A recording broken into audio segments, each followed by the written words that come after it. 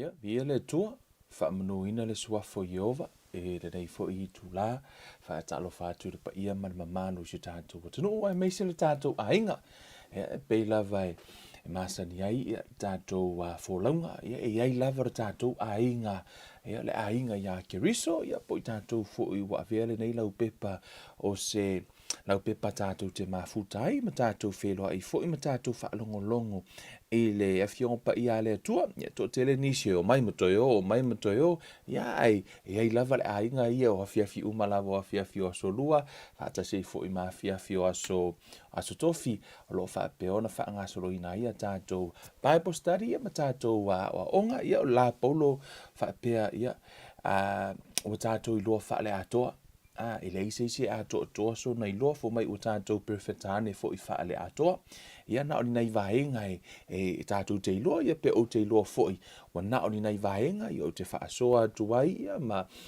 tufa toi fo i a veo se whaamanuianga ia te oi malau sāvalinga ia me se fo i au malau sāvalinga i le tātou whenga iai ia lena toa le lava yaso ia sa whapeona malolo e tātou Bible study ia ono nisio ngā luenga ia sa fia whaatino e haona whaatino ina ia ma whaatino ina foi o ngā luenga tātou ministry o vaenga ua whapeona iai se tasi o foi o hall ia lo whapeona ngā lue nei e whauwhaunga i me ia le fu o sa mala male ako whao ar ka malo ma ko i whewhewhea ngaki la uskuka leiva ia vi ia le atua nei tu la le tātou toi wheiroai i le alofa ma le anga le lei o le li ia ai mo le tu foi lau whaatalofa i paanga umalawa le tātou ngā luenga whaatalofa tu foi se ka whakalofa kasi aksi waka misi au toua whaatalofa atu i tātou ainga whaatalofa atu i le sunga le whaawhengainga i pasta whaamoana lo whaapeona mafuta mai fo i Ausitalia ia i nai Perth ia male e kalesia whaatalofa tuai malorso i fua pasta whaamanuia le tua i le aonanga whaapea le e kalesia male ainga whaatalofa tu fo i le tufine i alofa luau happy birthday alofa manuia tele lo waso i fua alofa le tua fua inisia se tele i lo so i fua e awa te tautua au na ilona finangalo whaatalofa tu fo i a Elisabeta Tuiloma Eli Luangalau, le ngata i lea soli petaia, malore soifua, whaatalofa tu fo i a Suvania to ofilia, le ngata i lea o Lola ta tiva, malore soifua, whaatalofa tu fo i a Selau Viliamu, whaamanuia le tua, whaumuina fonofili pupi, malore lavar soifua i a te outou, Charles, ia whaatalofa atu Charles, malore mafuta mai le nei a fiafi, ma whaatalofa tu fo i a Waina Welese, stasio tātou paanga, ale ngata i lea o le uso i a Simi ama, ma loso i fua uso, whaatalofa tu fo i, tasio tātou paanga i o lo whaapeona mafuta mai, e renei fo i vahanga la fiafi, e ngata fo i lea, i o le sunga i a leota,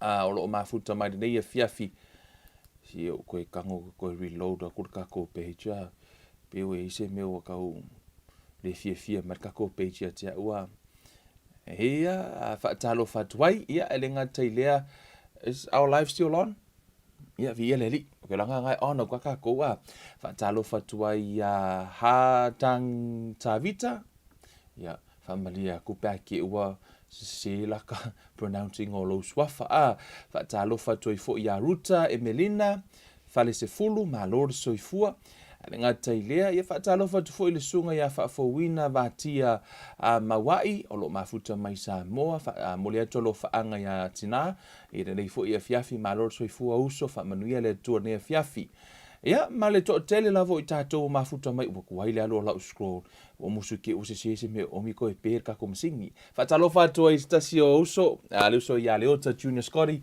ma le mafuta mai fo i male ainga ia le ngata fo i lea tu fine ia Arieta ia lo mafuta mai ia male ainga o le to tele o tātou ainga mafuta mai so se tafa lava lo langi e fa pe fo i Samoa e se taimi fo i la to lo mafuta mai lunga le YouTube e nei fo i tu la lai fa ta se marta to YouTube fa ta lo fa tu ya te auto ma lord so i fua ia mo la ava no e te mafuta mai fa ta lo fa fo ia few Jason ma lord so i fua be kind ta vale i ma le ngo be kind le fa vai Crichton ia ma lord so i fua ya te auto lava ia ole nei fiafi ia ole fo ua o mari teimi tātou te talatala noa i le upu le atua ia ma tātou to e wha malosi fo ia ma whaangasoloina tātou wa o ngai peo na masani. Iai aria luar tātou pulo kalami. Ia si o talo, whaile tātou talo tui na atu tātou wa o ngai luma o lea tua. Ile nei fo i tu lala tātou ifo matalo. Le tua mātou ta mātou te vi ia la wa fio le nei i tu la ua mātou o mai. Mātou te whaalongolongo, ia masa ili lau upu ma mātou wa wao. Ma mātou wa ai fo i lau wa fio ngolo i le ola. Fea lava le mea mātou te o iai tama o la ua fio o lo iai le ola. Mātou te o atu i o luma ma mātou vi ia lo suafa i mea silisili we e whaia. Tama, te talo i la ua fio i le poto o le malama ma le ata mai hate o le neia fia o a o oe. O oe o le whaia o ngasili se i e wha tonu ino o mātou wala. Ma walalo le loto i o luma matu ina atu i la ua fio le nei polo kalami. Feta lai o e tama ia hao ngālau upu ma ia ho o se loto i sui ai o mātou tangata. Ina ia mawhai o nā alu i luma le mātou sa valinga i o luma e le ngata o se taulanga i pa ia e mali e ai whaapea fo i ona ato atoa i o luma ta malo mātou wola au auna e a sia i mātou wa ato atoa i mātou i lausi le whanga ta mā. Whaamanuia mai o e ta māre nei a fiafi ono le suafo o Yesu Keriso wa ole mavala au tuai nei. Amene ma amene. Hallelujah. O whaanga solo le lava yaso mo fo steimie tu ina to le loto i le li ia ma fau fo i le tua fai lava nisi o ngā luenga. Ai le ma fai onu tu uai ia le sa ili fo i le tua. Ia, po le ase mahenga o le a ngā iai le tātou pai postari ia pio tātou. Ia, e tātou te whai mea uma e wha moe fo i lo nā nganga. Fe soa ni mai auangi i whai ele maso, ia au fo i whai se poto. Ia pe whai se ata mai o sesi, wai whai akula ukala ia ke oi, anga whai le poto. Si whaaso ke isi kua. Anga wha apea nga whai ni mea ngō ka onga, i wa lewa nga umaka ko pai postari. Ko kei loa, o le koluwa yaso mua ar kako pai postari nga umai mea ngō ka onga. Kei ropo le masinga mua, alo lua uma mea ngō ka onga i kako o onga ma kako a. Le kele o mea fuingani, alo lua uma no tuinga mai me lea onga uma. Ai o le wha moe lea nganga pa ia o lea tua e fō wa mea uma e vai yaso ama au mai e lea tua le whi au o lea vai yaso ma lea vai yaso ono ai o ia o le whai a onga pa wale mea o tātou o na o ni mea whai ngā luenga wha pēnā fo ia au na lea tua tali tonu o kei loa amen uma whi au ia au na lea tua e wha longo mai o te loa o le ono masina mua na wha atu wele lotu o inganga umai mea ngā o ngai ngai whi au ai o le keimingi o la lava e ha wha moe ai lea nganga o lea tua i aso uma e au mai le upu o le mea fu ila le nā tātou te wha moe lea nganga o lea kua wa levanga umalaka ako ponga mai lea onga i mea ngau kakau mo mai lea onga ai wha awhetai i lea tua o lona poto ma lona to mai o lo wha apiona wha alia pia wha alinga ma au mai ia e ala lea i le sosia o lana upu ia e tātou te ho ia i vi ia le tua nei a fiafi o le fiafi le nei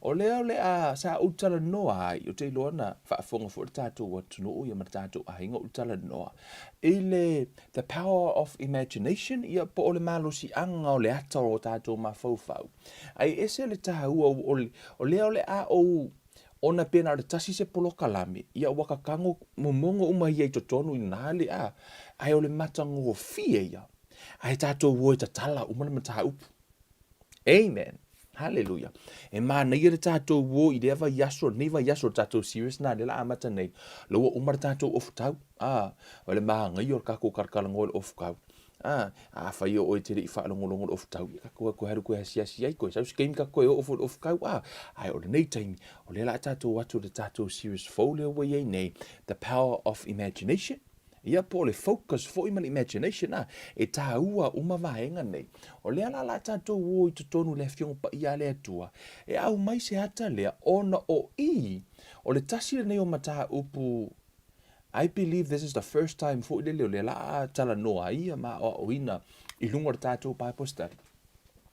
Ai o te le I o lona au ngā I le tātou savalinga whaaleanganga. But I will say o le vaenga pito I sili leona te le langa pāte play le tātou faith. Tutusa le le tāu o le imagination ma le tāu o le laulau whaiva. The power of the tongue. right? Lena tātou tala noa I le pule ma le mana I le laulau whaiva. Lea fui la kako ua koe kako ke vai. Po le a fui la le malusi anga lai lea. Lai ta atia I le ata yo tātou mafaufau. Tātou te o I le afiongo pa ia le tua. Amen. Hallelujah. So, I to tono le tusi pa ia. O te iloa au whamatala ina whaapea. Whainga tā I ona malama le tusi pa ia pa. Le mawhaifo I ona ola I le soifuanga le nei. Le mawhai ona ola au noa ma imagination. If that makes sense. Le mawhai ona ola au noa ma se ata I lo mafaufau. Ona na whaia I tātou lea tua. Na whaia I tātou le whaatusa from a image of him. It was his image. For my let us make man in our image according to our likeness. Na fausia la I tātou I le image o lea tua. I le tuspa ia foi, I tua le whenga tuai, ma le whenga fau ma meo le atutupu, le mawhai o na tātou malama pe tātou te iloa le atua. We cannot see God without our imagination. O lo o tātou imagination o le ata lea, o le whaunga le na whai ai I tātou le atua. Amen. Po le fausia le na po le fausanga le na fausia I tātou le atua. E fausia I tātou le atua. Imagination is part of our life. E ta tau fo I lao na tātou tala no iai. Because faith comes by hearing. Right? Whawhiwhia ona whaatonu tonu o tātou imagination, pe a whai tātou te le tala no ai. Amen. E tupu lau whaatua I le malolonga o lau tino, ina ua tātou tala noa I moa, wha malolonga, ma tātou tala noa I ma taha upu e whaatatau I wha malolonga. Ona tupu ai leo lau whaatua I le wha malolonga, ona mau ai leo lau malolonga. E tupu fo I lau whaatua ina ia maua mai se tali se tamau a inga mai lea tua, pe a tātou wha tala noa I manuia o lea tua. So e tupu umala, so faith comes by hearing. E tatau ona e langona mua. When it comes to imagination, o le tāua I on o I fo I o lo tauina I le taua. Fo me o le tātou taua, e le wha le tino, au penga o le tātou taua, e le wha le tino e wha le anganga. Fo mai la ia, o lo tātou a tau mali I siri ma whai pule. Fo mai la ia ina ia, o lo tala noa ina ia mawhai, ona solo I lalo olo malo losi, o lo whaasanga tau, I le fina ngalo o le atua, to cast down every argument against the will of God. Tu sa lao le tātou taua le tau ina nei, le na tātou tala noa le taua wha le anganga, o le tātou te tau le taua o le mafaufau.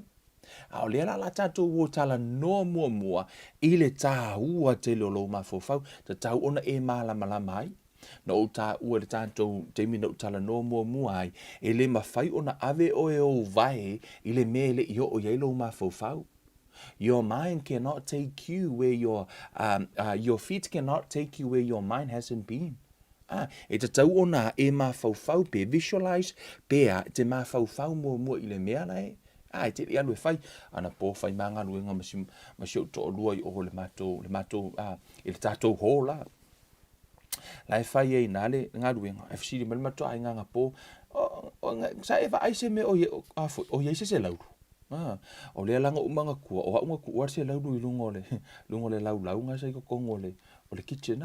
Tu sa lau te le, o lau te nofo le si pito, a lau o whasiri malimatu ai ngā uma fau loa. I le mea ngau kango ko, so I see myself put the sisa, kusa no over ai te au, lau utu wale lau, kusa o le imagination.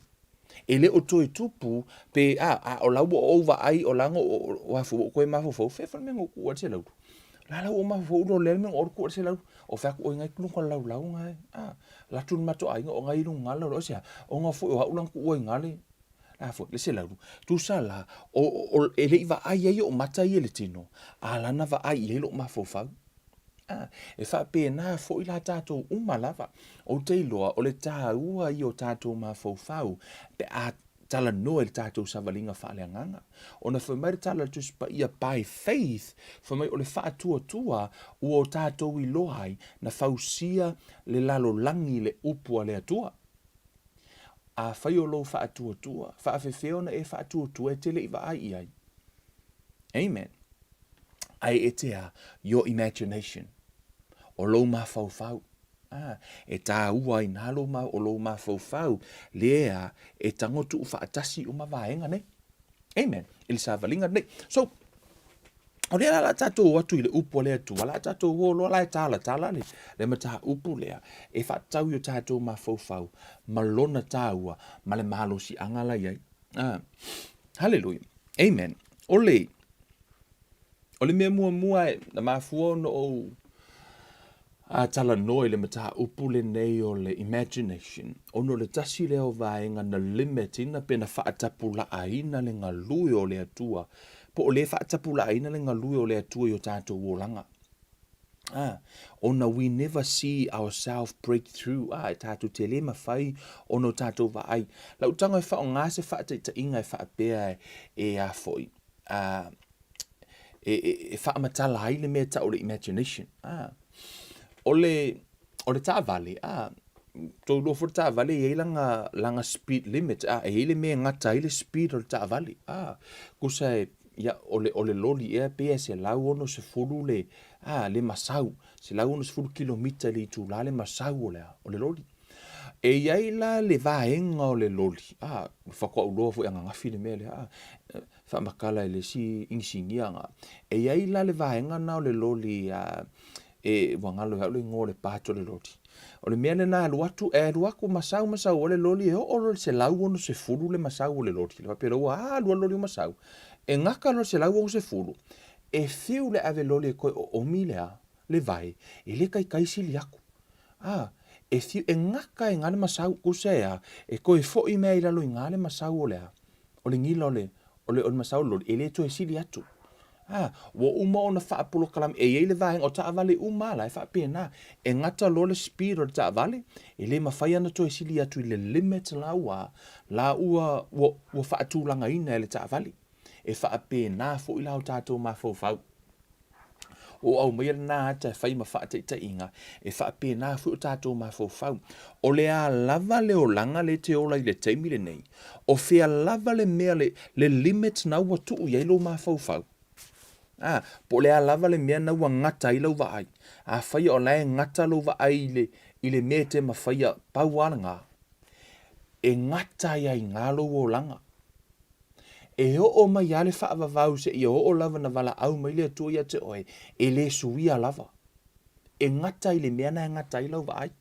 E le mawhai ona e breakthrough a ia se i longa lava e sui lau vaai. Se i longa lava e whaalaua i tele pe enlarge lo vision. Se i longa lava e breakthrough tātou i tātou mafaufau. No whaonga ina fo se whaateta inga. To a tele tangata tangata o laima mai. But they never see themselves healed. Lātou te lei vaai fo i le whaatua tua. Lātou te lei vaai le whaatua tua o lauto e sāwa vali e whaile fina ngalo le atua. Tu sa ole upor tu spa ia. O lai tala nor tu spa ia fo ile ai le o mafai lava ona fa lawa i te le va ai le stangata.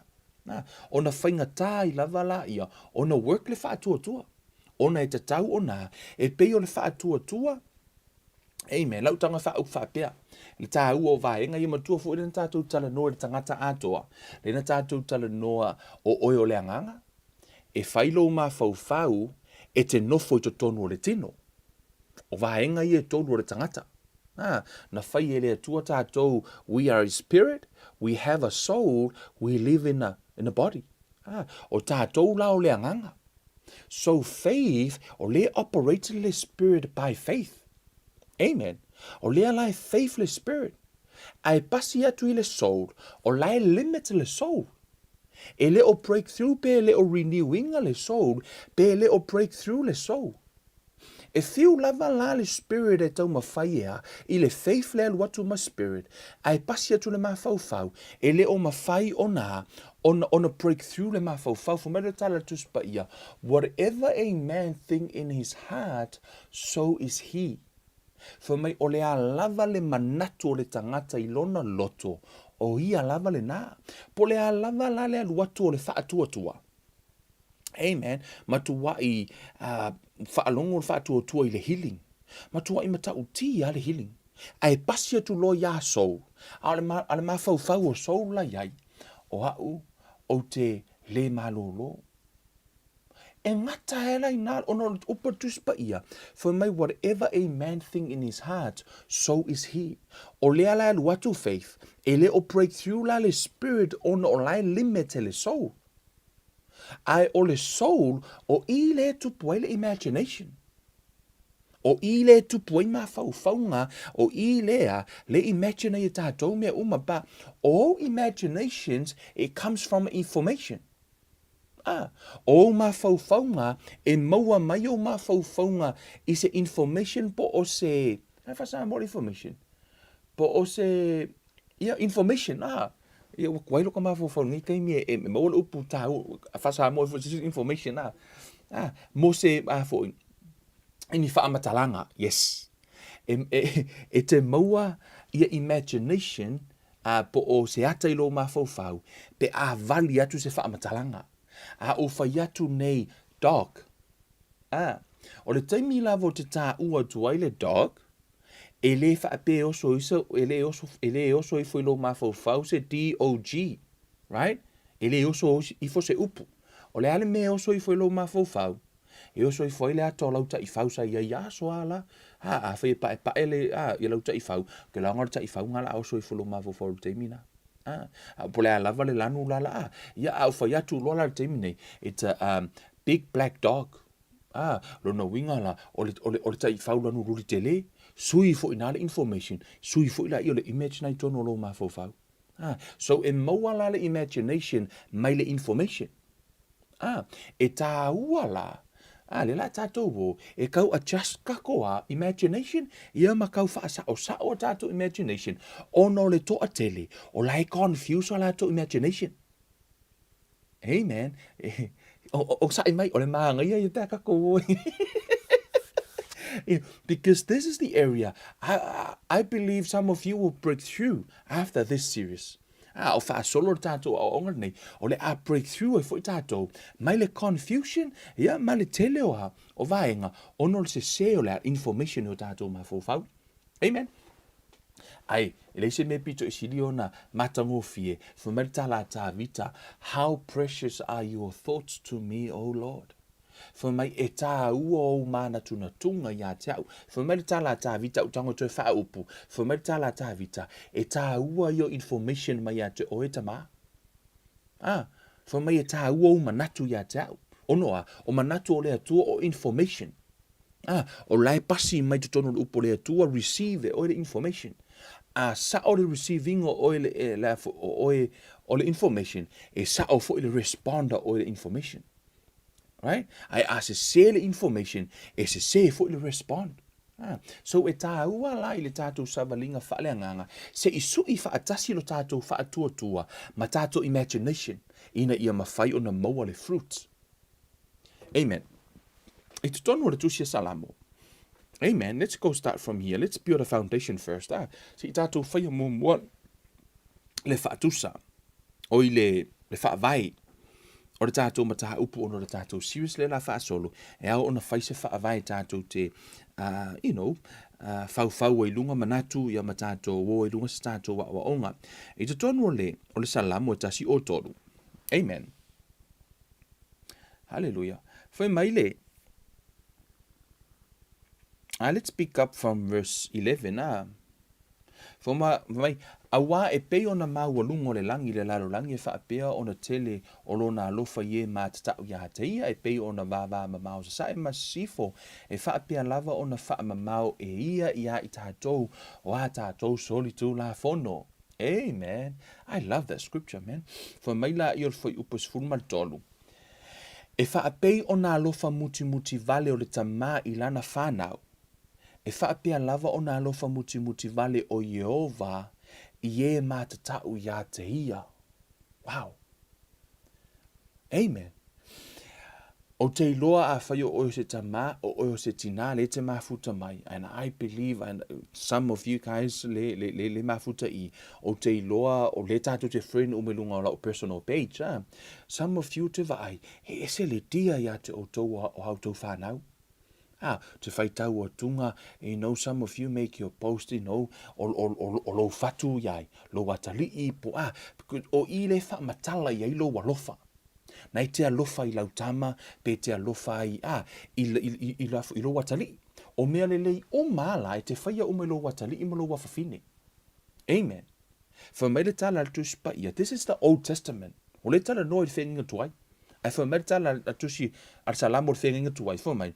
E wha apei o na alofa muti vale o le ta ma I lana whanau. E wha apea lava o na alofa muti vale o Yehova I e ma te tau ia te ia.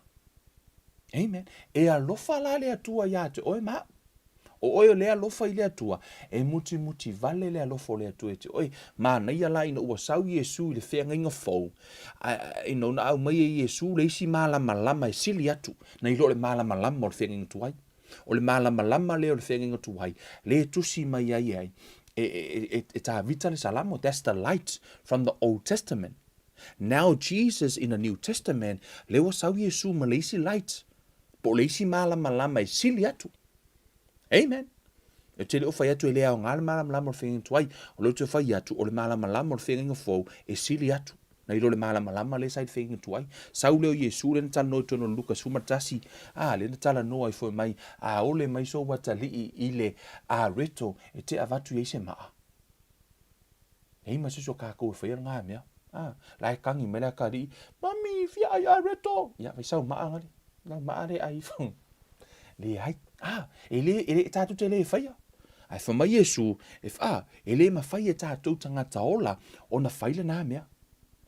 Pe whai mai so watali I se ia, ai avatu I ele ngata. Wei sisi wa watu, ai sisi atali I ai mai avatu ele ngata. No. Pe whai mai fo I se fua moa, ai ave I ailea. Ai ave le akarava. Ele ai ma se isi fa pena, fo mai do tala Yesu, o tātou umai leanga, fo me o tau leanga. Ai wau tau I loa, ai fo tau te ave mea le lei au tau whanau. Fo mei wau I loa o tau leanga, o na ave mea le lei au tau whanau, fo mei la I o le malama fau le fo mei, whetala ngā Yesu.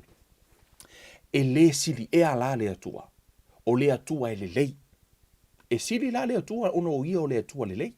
E sili atu ia te oe, ma lau whaitama, te I lolo spoiolinga o lo watalii, ma lo wafafine nei. E sili aku nga spoil oe le atua.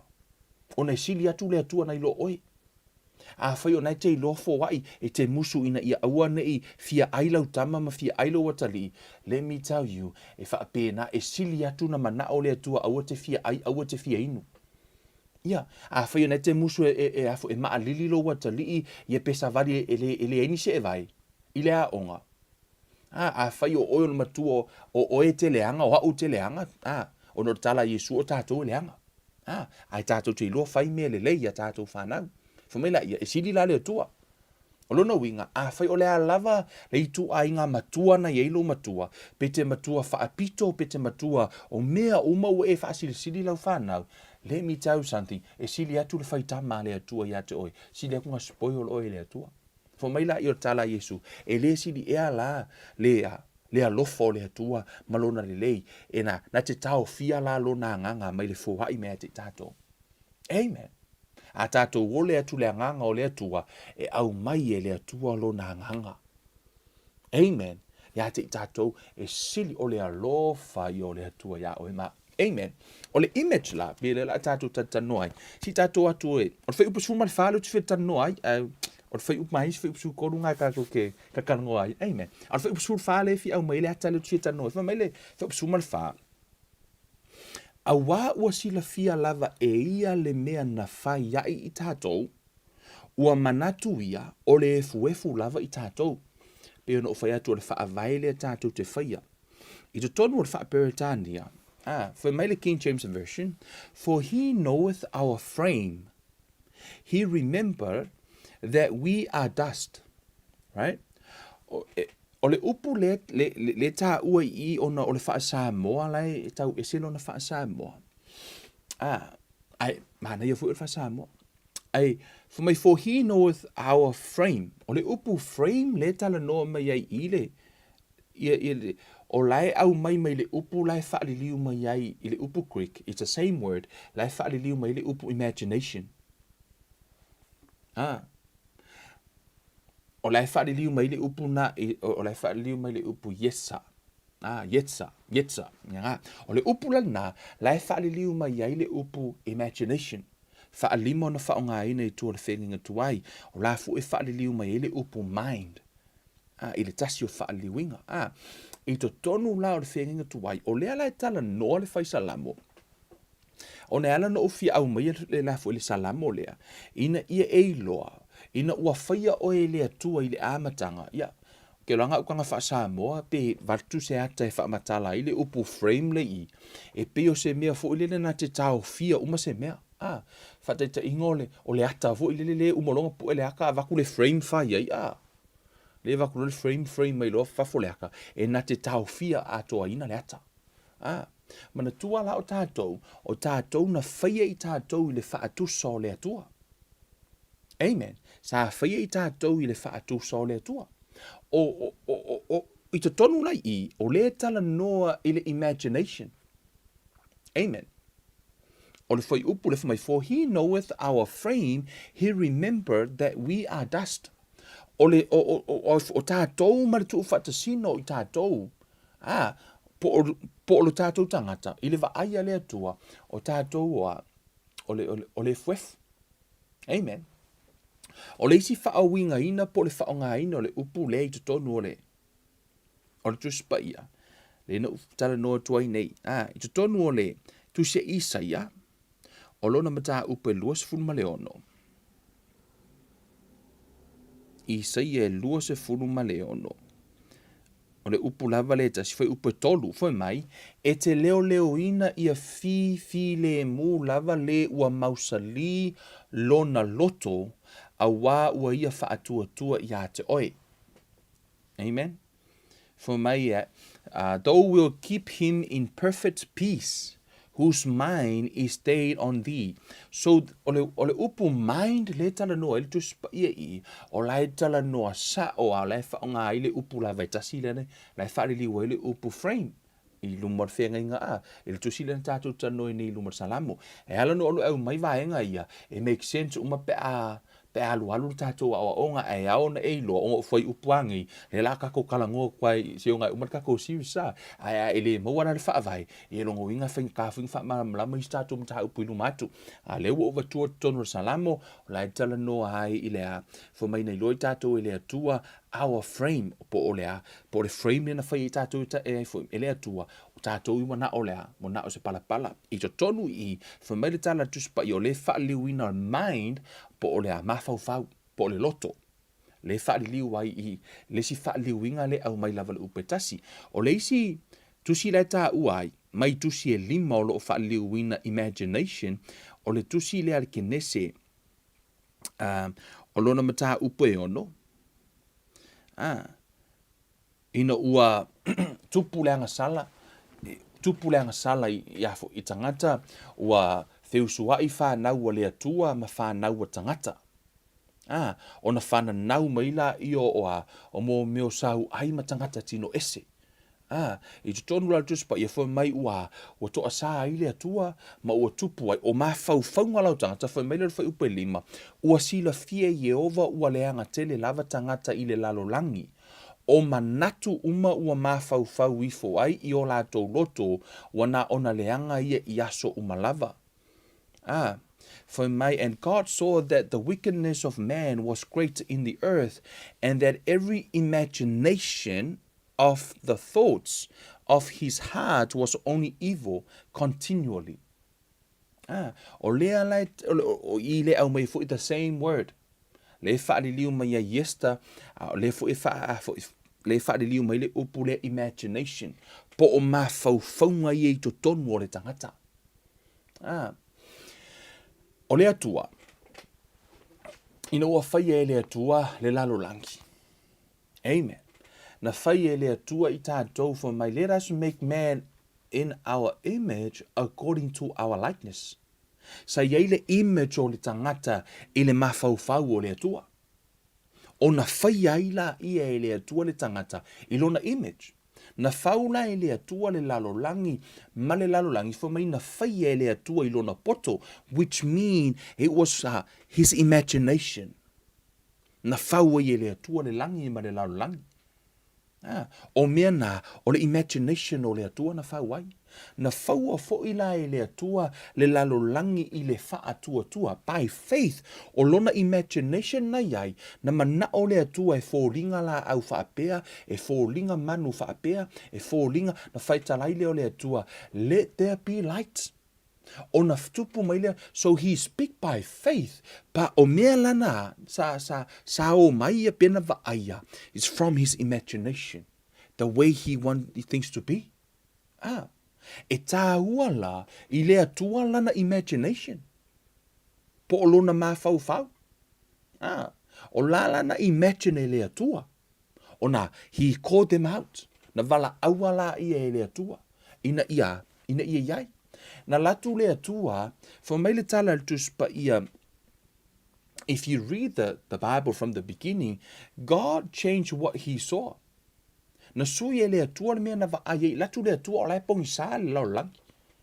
Right? Ele latu la lea tua pongi sa le lau langi, latu lo lea tua nofu a o, e lo pula e mea afe u pongi sa le lau langi. No, na latu lea tua, by faith, he called, let there be light. Na latu la lea tua vala au ia malama. O te loa le creativity o lea tua no le upa tuspa ia fo mai na ia fausia le lalolangi lona poto. O tātou i loa o le poto o fea sa wai. I lo tātou wola i le tino o le poto it's from our, e sau me o tātou mafaufau. O mea umalava la fo mai le tala lea tua ia Jeremia na o i loa oe ai o te le I whaia oe to tonu o le manawa o lo tina. I knew you before I formed you in the womb. So na I loa lai lea tua ia lea le ata o Jeremia fo mai na o vala awina fo I oe whai ma perifete nu. Wa lewa na I loa e lea tua Jeremia to tonu o le manawa na I loa fo I lea tua o I o le perifeta. Na I loa la e lea tua I lona mafaufau, pe na I loa e lea tua, because he already know, wa I loa e lea tua le upa tuspa ia, for mai na wa I loa lea, le unga, mai le amatanga. E a foi, o I la, tatu te vai, o lai sila fia uma e lea tua mea uma. Amen. Ai loa uma e lea tua. Mea ngafu mai ka vika le ropo fe mea a solai, o fe mea a sola a alu langi, fai apa aur kai o lele ai, o lai e lea kua, fola muenga se ori, o lai e lea kua, o fe a lava mea luefa mai, o fe eka ke solai, mai a ke oe. O lai e lea tua I mea uma. He knows everything. E lea te I lea tua, pe surprise lea tua I se mea. Asia, because wa liva na I loa e lea tua. O la ua I loa e lea tua mea uma. Amen. Tu sala. O ila. O leo tātou vai tuai, o I le tala no, o stasi leo fai upu mai wha liuinga, e wha lima na wha o ngā ina, le upu la vai tasi le tala no ai, e le upu le tāua imagination. O ina ua whala au lea tua ia Abramo, whai lea tua ia Abramo. Sau ore, e alu le nu ore a o, whaasio I nātu, whai mo oi malau whanau, a vei mal promis, wha manuia I lea tua. Ele I ai Abramo, pena va ai Abramo ile nu ule la. Ele I yo oi Abramo. Pe sa va ai penga sa vari Abramo tutono kanana, no. Ele I ai Abramo. Ai se ale me oku I Abramo alu. Ai na tele oi loa la me alu ia. E ai lo utato nunga.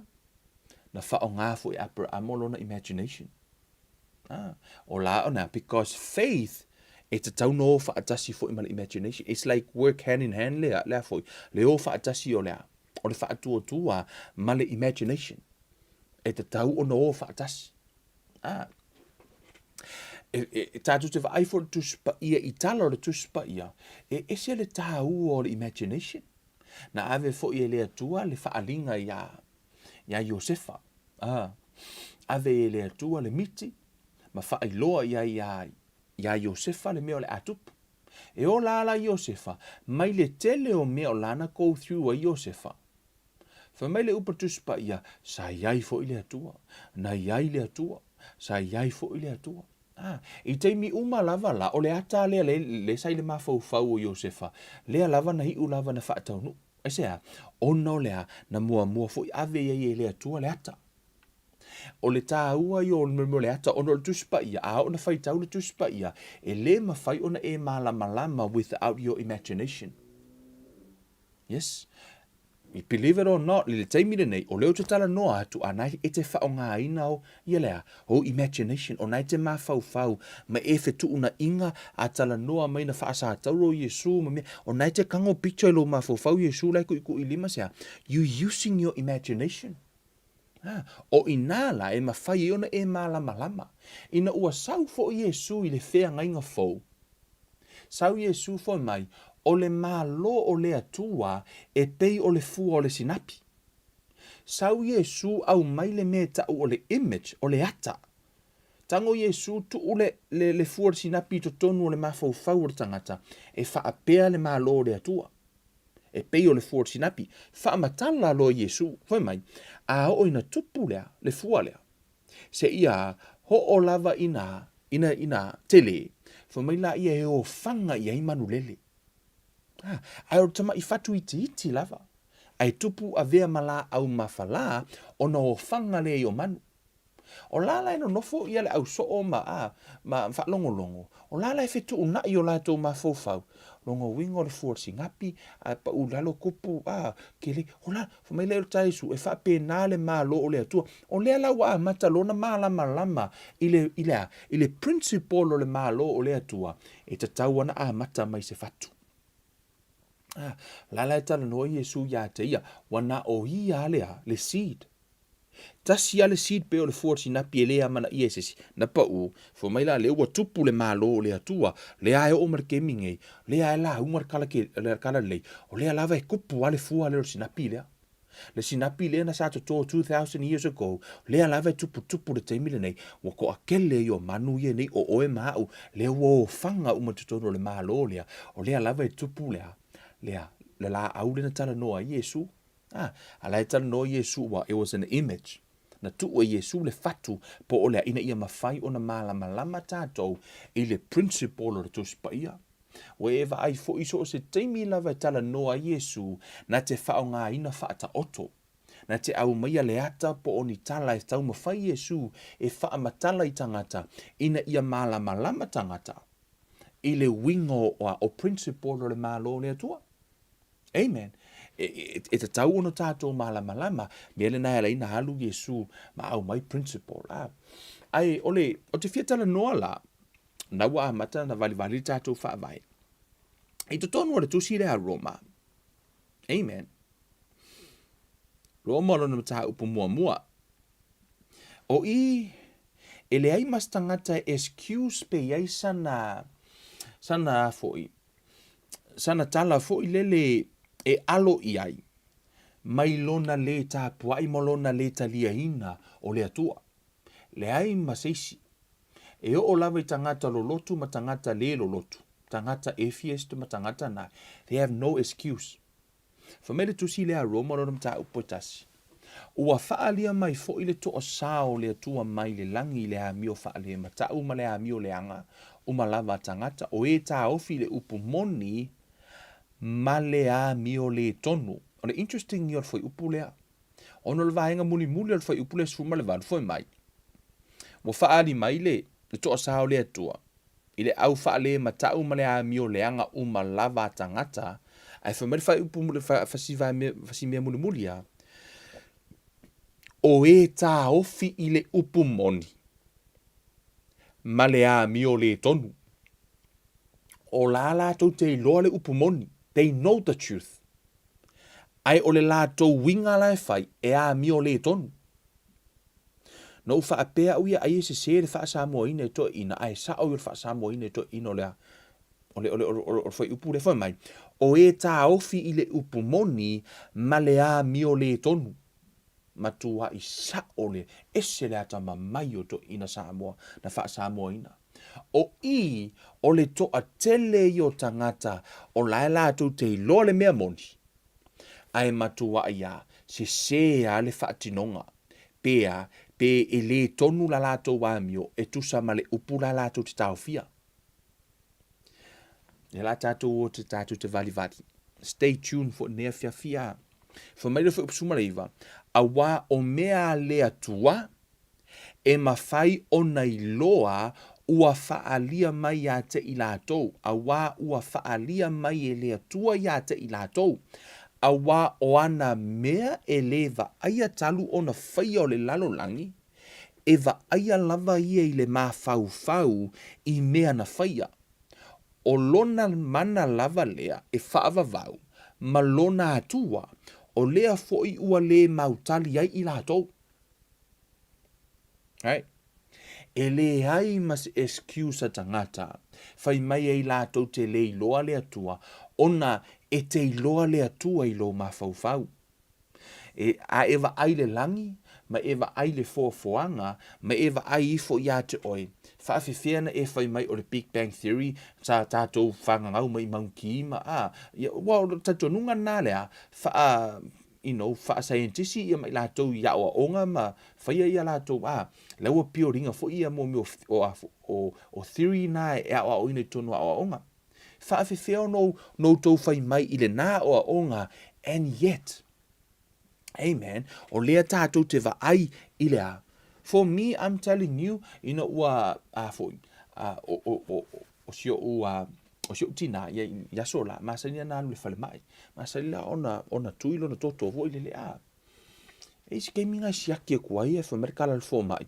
Ia o le fo mga mier vai kamingi le o vai kamingi le o vai kamingi le o le kele yo o vai kamingi le toto tangata. So e uma le tino fo ile fa mai ia o vaenga ia o tino tangata. Ina o ina la no mala mai foi. I aso la kala kiki i le ta u mo meu se tu lo o fatunga o le fatu tangata o vaenga uma o toto o le tangata. So le o vai kunga o mea uma lavanga whaakulanga e lea tua i tutono tino tangata. Makua e ofo ia. E o lava i lo mafaufau ma le planninga e lea tua. E o lava i o tātou mata se tu lo o tātou fofonga, o tātou talinga, o tātou lima, o tātou vai. A ewa ai fo ia te oi, se makua i e au le leia. It makes sense uma mea uma na whaia e lea tua. And yet, whai mai na whanau mai lea. Ai sau le theory, e makua i ofa.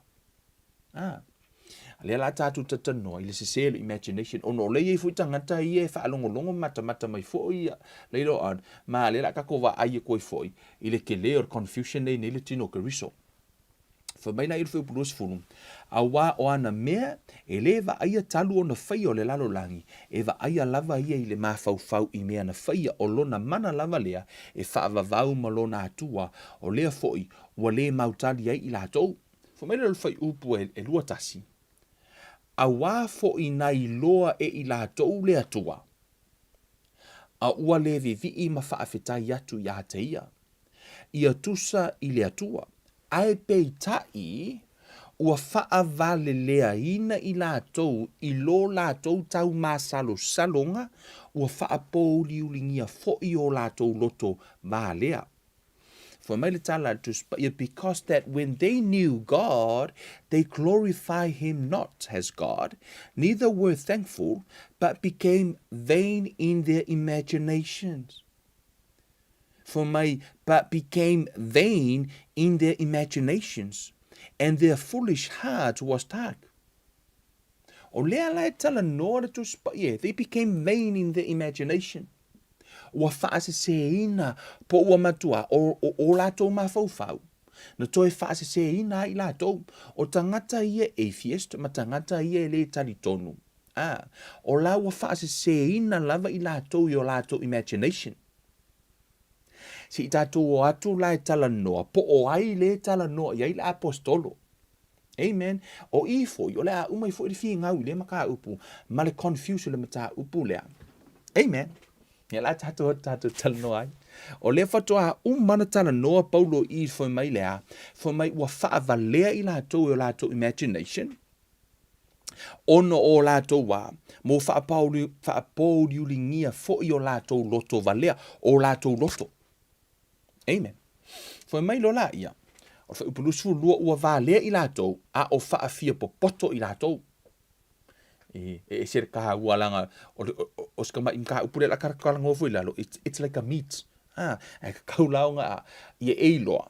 E le ngaka o lai valea lau vaenga ia. ala fo fia popoko. E le o se upu a Kevin, sa ora kala fo lele, wha masingo mai o e Samoa. Wha masingo mai o e Samoa. O tu tono tu spaya. Yes, it's right there in the scripture. Lai whai mai, o tangata nei, whai mai, a whai fo ina i loa i la tau lea tua a ua lewe vii, ma whaafetai atu i a teia. Ia tusa i lea tua, ai peitai, ua whaavale lea ina i la tau, i lo la tau tau ma salsalonga po la tau imagination, ua whaapou liulingia fo i o la tau loto valea, ua valea i la tau, a o fia po poto i la tau, e valea, ai fia poto. Ai o lai whaavalea i la tau imagination, o ai la leta no ai, continue foi mai, ua la tau fesui ia i fo i le mamalu o le atua soifua pea lava, ma le whaatangata o le tino le tangata i uvale. Ma manu felelei, ma manu vai wha, ma mea fetolofi. Foi mai la ia, o lea foi, na tuu ina atu wai, i la tau e le atua, i le amio leanga, i le tu ina nau o la tau loto, la tau te whewha leanga hai ai o la tau lavatino. Ona o lau o loto iai, na tuu hea e le atua e whai. Na tuu hea e le atua e whai, whamelo whi upe lua lima.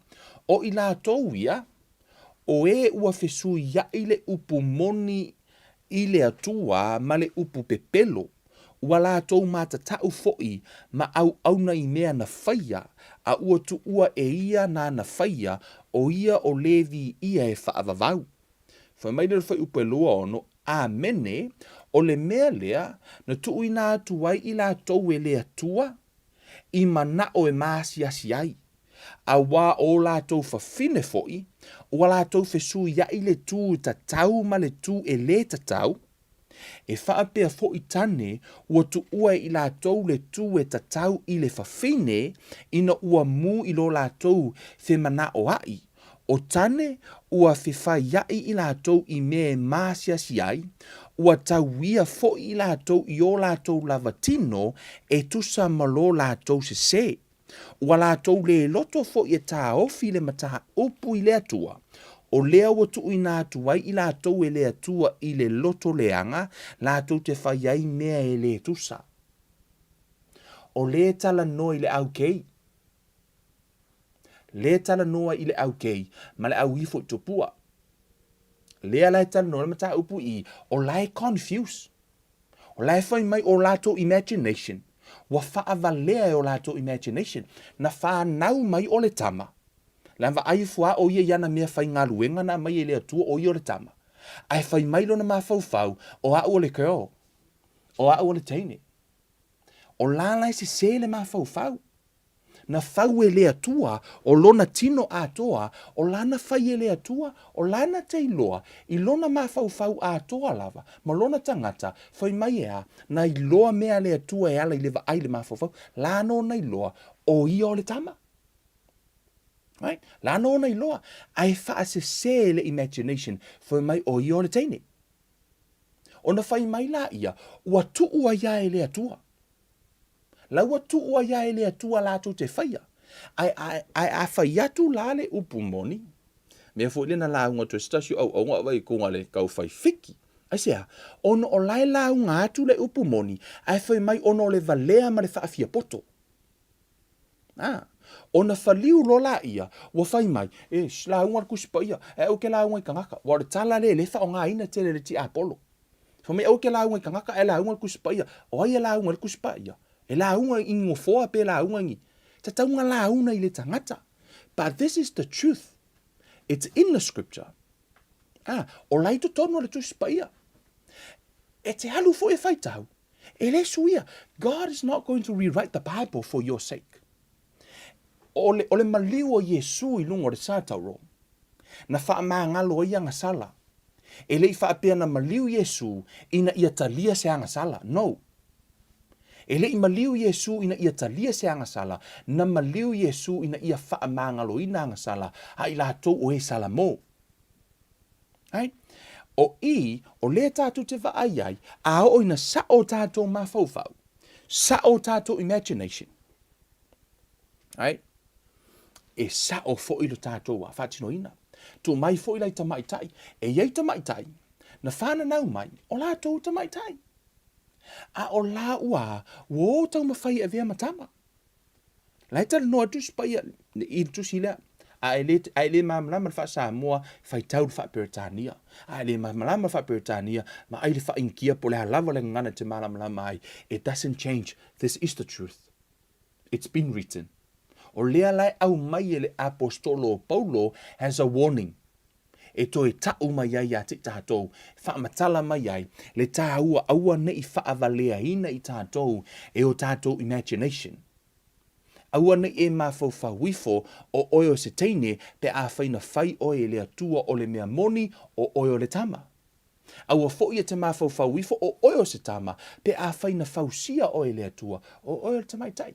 Ai a e le talia ina, ia le upulea. It's okay to me. But that doesn't mean it's okay to God. Ia wai o lea. To tele ni se le fi ai.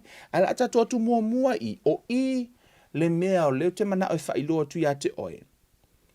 Pe a o ina wha maa a hino ta. Le mafua anga i wha maa a loto tangata. This is the first step o le wha maa a hino loto tangata. Na te receiving ai le image fau o le atua. Fo mai le foi upa sifulu male, o le upa luatasi. Fo mai a wā foi, na i loa i lātou le atua. O lāna o lātou i loa le atua. Fo mai no lātou i loa le atua. A ua le vivi ma whaafetai atu i a te ia. Ia tusa i le atua. Ae peitai, ua whaavale lea ina i lātou, i lo lātou tau mā salo in their own imagination, ua whaapou liulingia fo i o lātou loto valea. O lea tala noa mai le apostolo i, ma whaamatala mai ai. The first step o le whaama ai no lo loto, ina ua e le value ina le atua. Te mana o tango tusi lalo laua, i lau apine mele nei. O le mea mua lava e a matana maha ai lo loto, pe a o ona e le toe value ina le atua, pe te whaataua ina le atua. O le whai mai i, o tangata nei, no lātou i loa le atua, ai lātou te le i whaataua ina le atua. Lātou te le i value ina le atua, lātou te le i va ai i le atua o i o se atua. Lātou te le iwa aima whaataua le atua, o i o le atua. The moment e o i tātou le tūlanga le nā ua e le whaataua ina le atua, o nā lau wa a matana maha alo loto. E wha maa ina i lo tātou loto, o i nā loa la ia, wa a mata i lo na confuse tātou. Wa a mata i lo la ia o na whaavalea ina i tātou, e o tātou lava mafaufauga. E o tātou lava imagination. E au ono tātou wo I wa le mafua anga lea. You know, the truth will set you free. E le o wato telo nishi fo le fa Kevin. Oh, ki fa masingo. It's in the Bible. The word of God will fa masino tātou uma le upo le tua. O le pata Kevin o le launga. Fa matala. Ma fa iloa. Amen. Au tātou uma lava. O oe o au. We all make adjustment.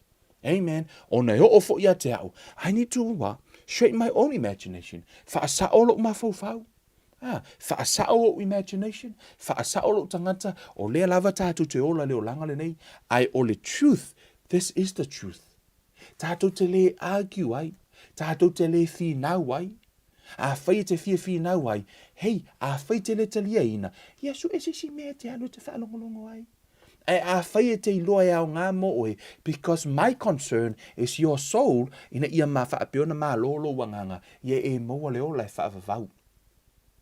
Peo na uwhai atu, o le maliu o Yesu, na maliu Yesu e wha mā ngalo anga sala, a tangata e sala mo. Ai le I maliu Yesu ina ia talia I se anga sala, o le alava le anga sala. He never changed. A whaina ita Yesu I le anga sala leo le murilua, mar whaaso koma, mar whaakomoro, I le whenga inga tuai. He never changed. Up until now, o la lava ino I ai le atua. Right? And come to another side. Guys, I love you. O te alofa ya te autou. You know, ya uia because o tātou mata upuru tano ai, e te tau na tātou tano ai. Amen. Sometimes, ole afoi. I always it came you ke fer kala foi lili. You know the truth will set you free, but it will also make you mad first. E mua e hitai. Aia, ai fa sa o loto ai oi. O le mea pito I siri na tāua. Ke ua kawhi kau I runga le langi. Ke ua laku hoi lele ai. Ke ua e kalia inga la ulaunga e sala mo I lumo le li. Ia e laku runga le langi. Pe ke kango I makua I po a urunga le langi. Mea sili ala ua e sao le langi. Pe ke le fia e la ulaunga pe ki nga. A ka oku le runga le langi. E kamia kunga hoi lele alenga. Halo lua e sala mo.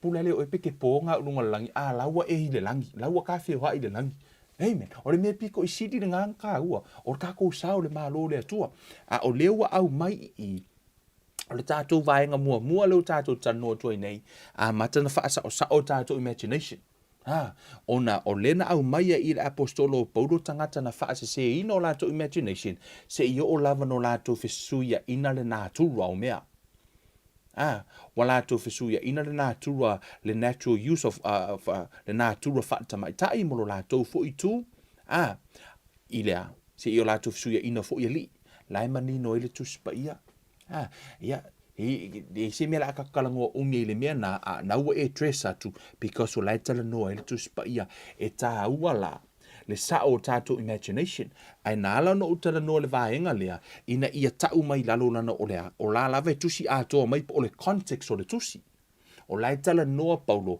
na mata mai le tala noa Paulo I lunga tala noa Paulo tangata le tonu le tua tala noa le au confuse matangata wa o lana I loa le tua le tapua iai there's no value la to te le o fata waina le tua wa fa mai la ia wa veina la to imagination wa fa le tino la to excuse me o la to MAFAUFAUGA ia mo la to li liu I lole mea moni tatou to fa atu fu la ilungo fa upule no fa atu na nei fa mai le tala fa sumal valu wa fa alia mai fo ile to sao le tua mai le langi ile amio fa le matau ma le amio le anga uma lava tangata o e ta ofili upumoni o la to te lole upumoni ma le amio le tonu so ele o yaila se excuse o la lava I loa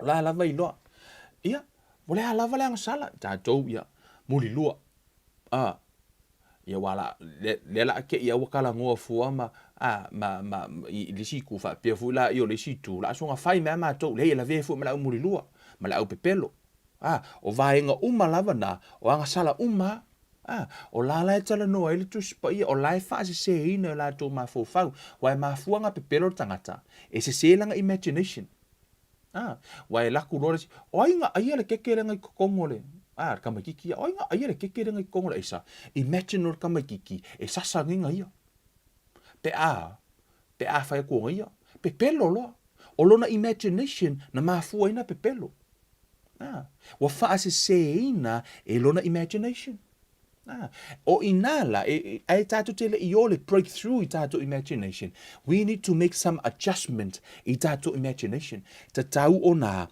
adjust tatou imagination fa fefea ona adjust tatou imagination ina e tatau ona sa ole information pe ona o fai atu o lo imagination e maua mai le information se le information e se fo le imagination ona se fo ila I o lau tu ma lau wanga e fatino ona se fo ila I ona alu se yala ia ai sa o le information e sa o fo ila le imagination pau wale information o te loa o ia 100% e sa o na o le upu ale atua o le isi mea, wa tele a tatou imagination, wa confuse a tatou imagination, I le mea o le mau news.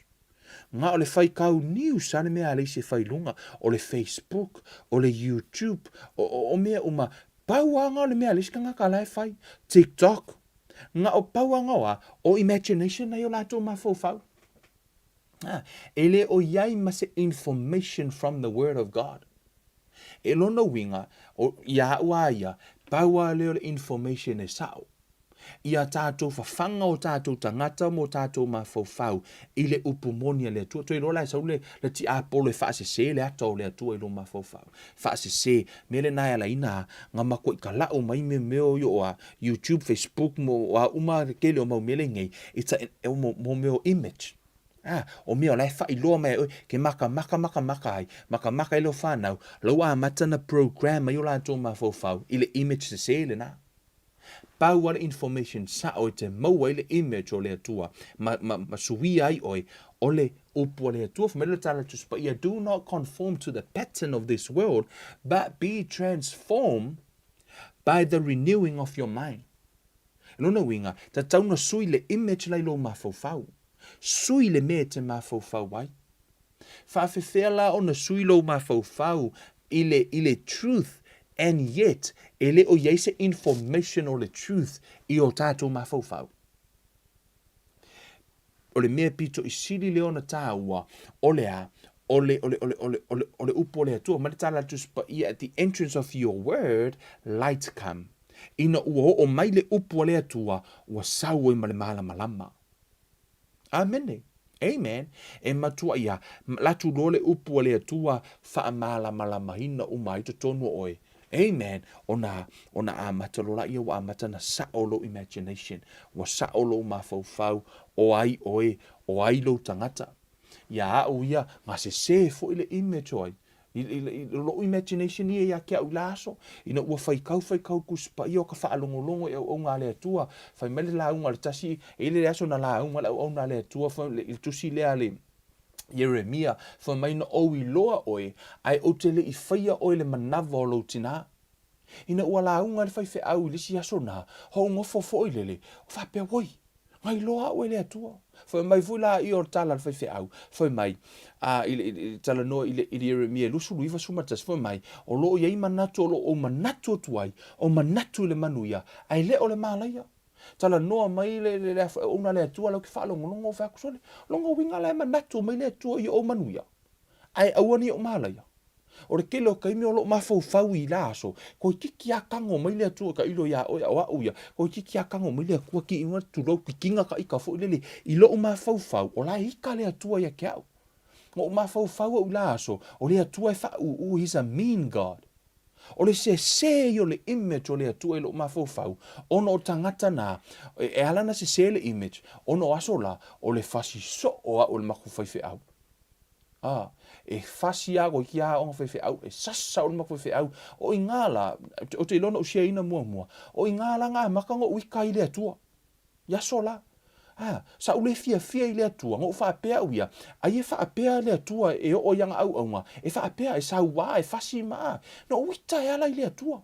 Uika voi lele kele i fi alu i le atua. But that's an honest truth, I'm being honest. O leo te tana noa tunga, le se o le image o le atua na ilo mafaufau. Antio ino ua o ina au, ma o i loa ai, no. Le hai e le anga le tangata, ai le leile atua. Ma o loa ai solo le alofa i o le atua ia te au. O i ngā maka ingo fall in love with God. Malana upu no o loa e mea yasola, le tā uho le upu o le atua. O whaatau ina lo ma le atua i lo uolanga. O le ala, o lo whaatau ina la o le atua, no whaatau ina i malana upu. Kei mi uma o te whaapea tunga voi le yaso la lau ke a o ngā voi lele. O kei loa so se kei mi lava e maua ia u voi lele. A ka kala ka ngakala wako a o ngā e mua la ukuspa ia. O se so se mea o whea lua iai. O kei longa ai longa ke maua o se kei mi la aso. Ai longa ke maua o e au no mala ukuspa ia. So se akso se mea ke aloa ma avela ukuspa ia. It's like part of my journey. E pio se meo loko o langa voi lele. Ina ua o whaataua ina le nā. O le upu le atua o whaapea. E sili akunga kāua mangaku o le atua. Mea fo le ngā. O manatu o le atua. E sili atua na tāua o le information mai le atua. Ina ua amata lao no o whaitau mo o i loa le atua. Ua amata na to e sao le image o le atua i lo mafaufau. Ua amata i fo ina sui lo ua lofa. Ma sui la ua relationship ma le atua sea. Now I understand o lo ua tua. O le alofa i o lo ua tua. Ai ono le se o le image o le atua i lo uloto. Mo lo mafaufau o le mafuanga fo le nā. O le whaingatana sui o lo ua langa back then. ai ua whaingo fia nina sui lo o langa, ina ua o iloa ma ua amata o na sao le image o le atua i lo mafaufau. Tari tonu fu i whapena oe, e mawhai o na sao le ata o le atua i lo mafaufau. Pe a mawhai e tātou te tāngo fie wha sao le information. Amen. The moment we correct the information, ona sao i fu i le nao le image. Sao ai le image o le atua i o tātou mafaufau. Whaamanuia le atua i lau whainga malanga re neiva yaso. Ai a vea re neiva yaso, whai taua tātou tu spaia, read your Bible. Amen. Aua e te tali tonu ona ua o whai atu ai.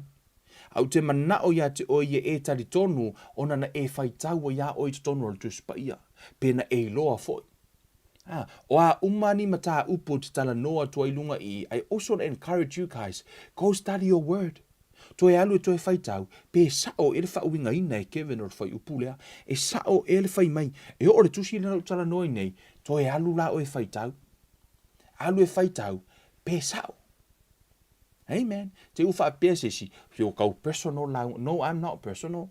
Ia langa kau ma personal lau nga wai tala noa tangata. O le Roman 1, it's part of scriptures. O vaenga umai, o fionga pa ia le to, which mean, e te tauna tātou talang noa ai. A wole o tu loi mea fo ia mo meo controversial topics, e se loa. No, because these are part of truth. Right?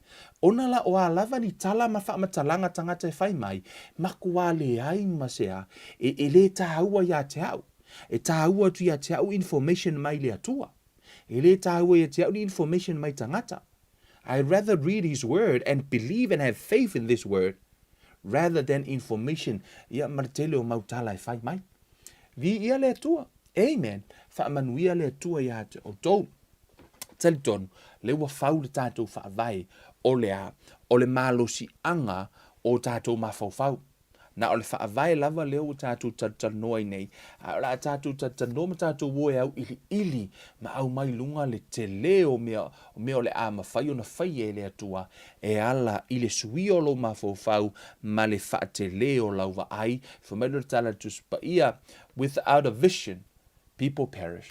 Whamai a le aise whaalinga e whano le nu.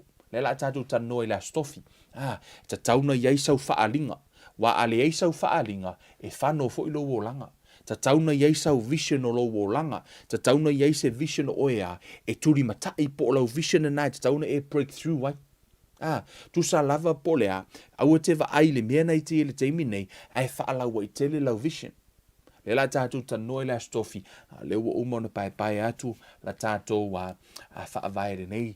A whiawhi le tōra mātou ta mawhaftai la upu toi whaamanatu, ia i o mātou tangata e ao na sui la mātou ba ai, sui la le ata o la ua fio, ai mese ta mao mātou imagination e ao na make adjustment no ta mā.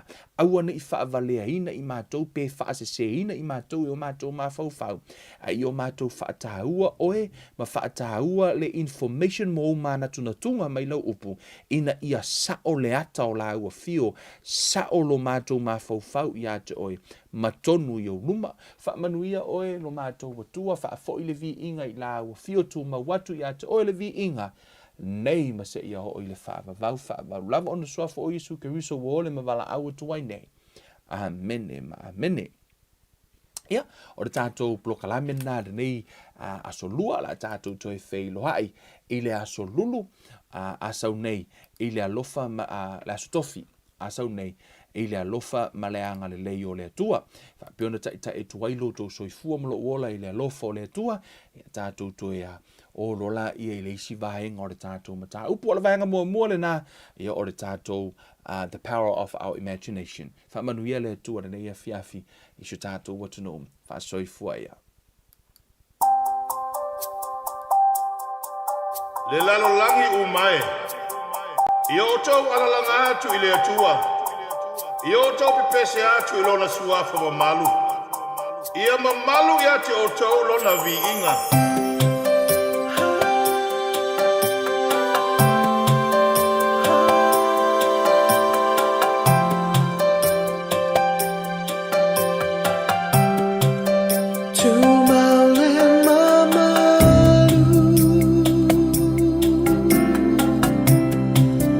To my land.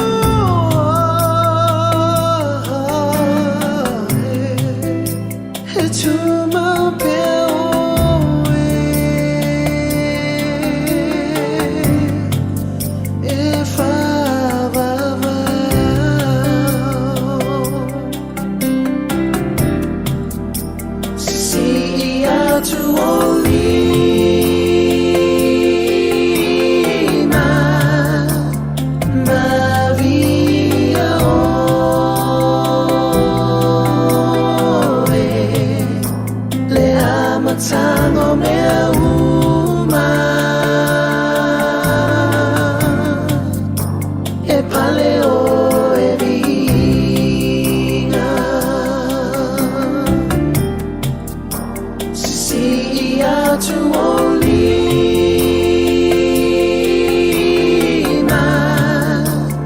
mavia oe le amatango mea uma e paleo e vinga